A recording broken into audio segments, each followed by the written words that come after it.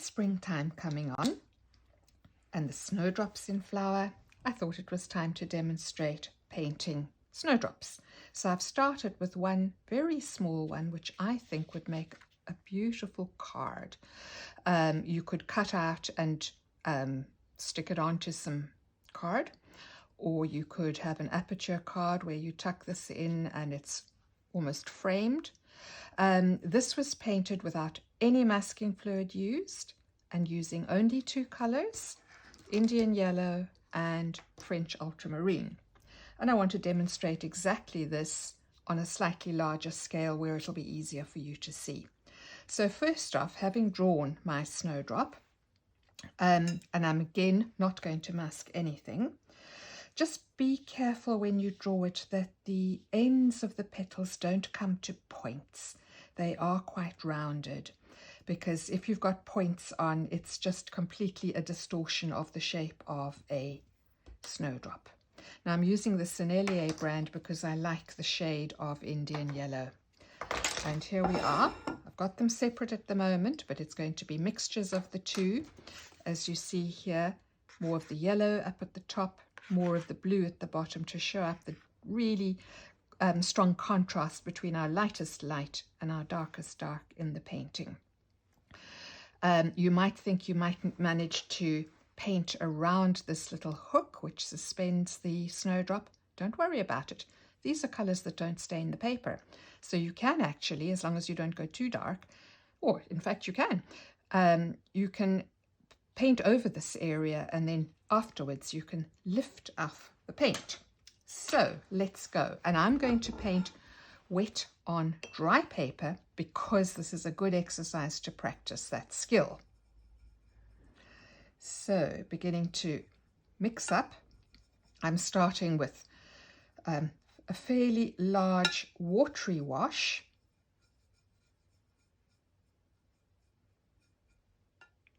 Because I've got quite a large area to cover. And I can thicken it as I move on, but I don't want to be putting on thick pasty paint and having edges dry off on me. So trying to get a nice sort of light, not too yellowy mix here. Now you'd be tempted to think that by adding more yellow you will lighten your mix. You won't, you'll just make a more yellowish green. So if you want your mix to be a soft green, add more water. If you want to darken it, add more paint, particularly more of the blue. Now I need to turn this slightly because I find it easier to work with my brush tip up against the shape that I want to paint. But I'm actually going to start, because I have a boundary here, I'm actually going to start sort of halfway down.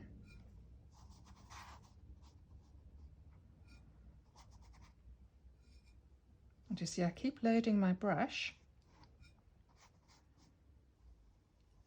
so that the edge can't dry out. I've got plenty of paper, sorry, plenty of paint. Now look, I said I was going to paint over that little stem, so there we go. Now let's start getting a little bit more color in.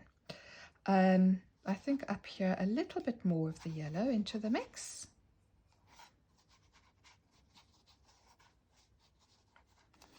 And just keeping that wash going. There's a reason I'm wanting it reasonably light up at the top. I really want this little cap of the snowdrop to stand out against a background which is light enough. You could actually just paint up to that hook there.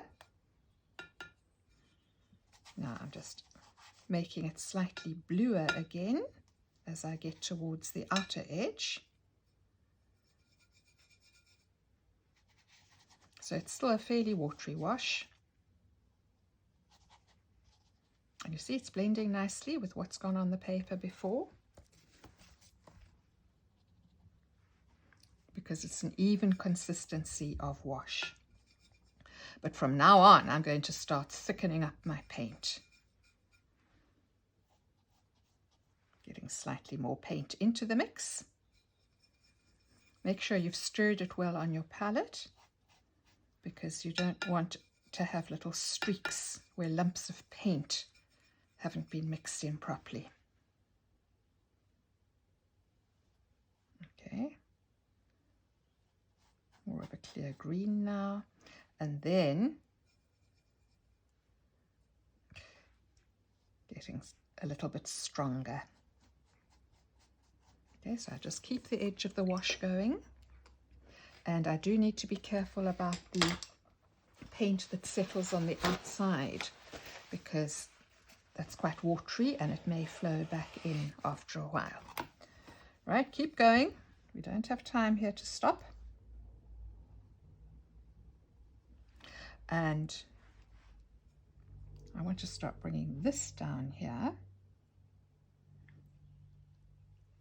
which I can do if it's all still nice and wet. And this is in fact wet enough that I can be adding in a bit more color. Now, I've had a bit of a splash there, so instantly dab it off and continue. There's no problem. Okay. Now, I've got two areas that I'm working on at once. I'm still using quite a big brush, just trying to keep my shape accurate. You could go down a brush size if you find this difficult, but then you won't be able to get as much liquid onto the brush. And then you have a greater risk of your wash drying out on you. Now I want to get much more intense in the color.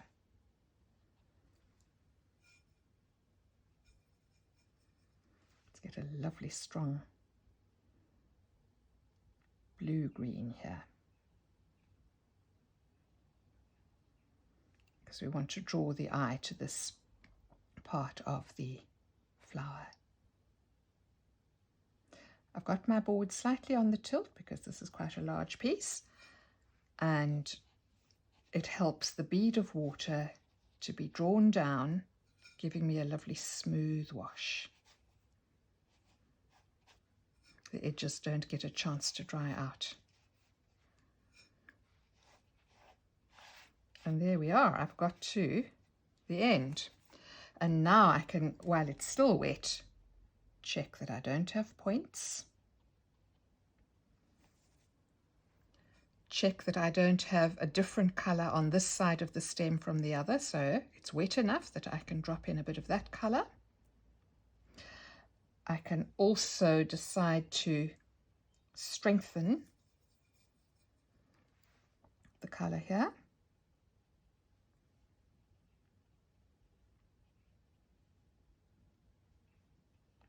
And draw it over so it doesn't just look like a halo behind that flower. This is all still wet, so it'll continue blending.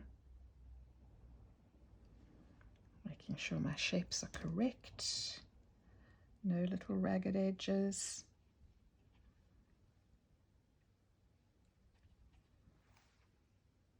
Now this is starting to dry, so there's no way I would actually add any more paint in there. This is still glistening, so I could.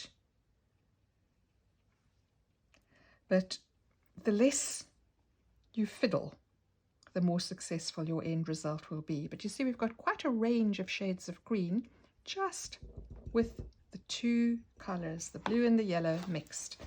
Now, again, I need to be very careful that this doesn't flow back.